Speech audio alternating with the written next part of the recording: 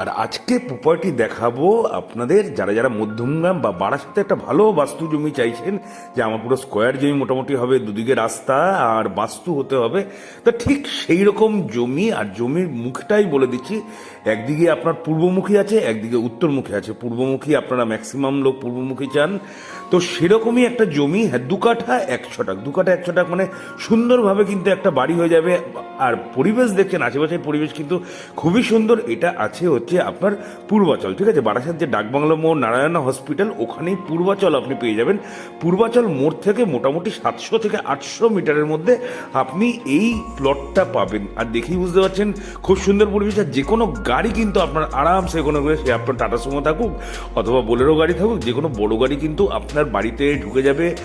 আর এই প্রপার্টিটার asking price আছে মোটামুটি 16 লাখ টাকা করে পার কাঠা, মানে মোটামুটি 32 লক্ষ টাকা প্লাস 100 টাকা। আপনি মালিকের সাথে বসে সামান্য কিছু নেগোসিয়েট কিন্তু হয়ে যাবে।